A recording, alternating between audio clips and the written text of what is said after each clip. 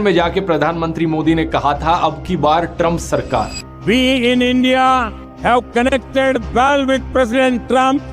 The words of candidate Trump, अब की बार Trump सरकार।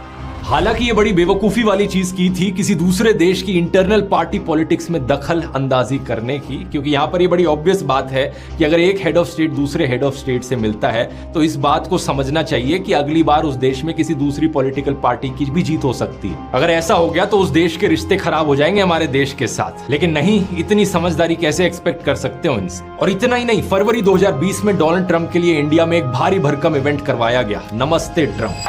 नमस्ते Trump, India's friend, the President of the United States of America, Mr. Donald Trump। क्या फायदा हुआ इस सब नाटक का जब जरूरत पड़ी तो डोनाल्ड ट्रंप ने इंडिया को अब सपोर्ट भी नहीं किया। उल्टा पाकिस्तान के आर्मी चीफ को अब स्पेशली व्हाइट हाउस में इनवाइट किया जा रहा है ट्रंप के द्वारा। प्रधानमंत्री मनमोहन सिंह ने तो ऐसा कुछ भी नहीं किया था बराक ओबामा के लिए, लेकिन फिर भी ओबामा ने एक के बाद एक इंडिया के फेवर में स्टेटमेंट्स दी थी। ये सिर्फ एक उदाहरण है दोस्तों आज के दिन इंडिया के फॉरेन पॉलिसी फेलियर का। पिछले 2 वीडियोस देंगे कि इस चीज पर पॉलिटिक्स नहीं करनी चाहिए, लेकिन बीजेपी ने ऑलरेडी कई हफ्तों से इस पर अपनी लो लेवल पॉलिटिक्स शुरू कर दी। लेकिन उससे बड़ा कारण यहां पर है सरकार की अकाउंटेबिलिटी, सरकार की जवाबदेही, जो बहुत जरूरी है यहां पर, क्योंकि सवाल यहां बहुत सीरियस है, देश का फॉरेन पॉलिसी फेलियर। आइए समझते हैं आज के वीडियो में गहराई से।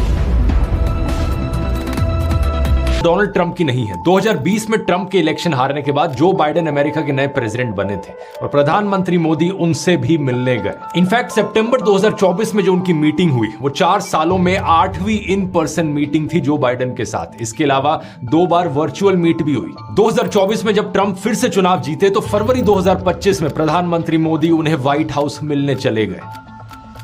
पिछले 10 सालों में प्रधानमंत्री मोदी अगर किसी देश में सबसे ज्यादा गए हैं तो वो देश है अमेरिका।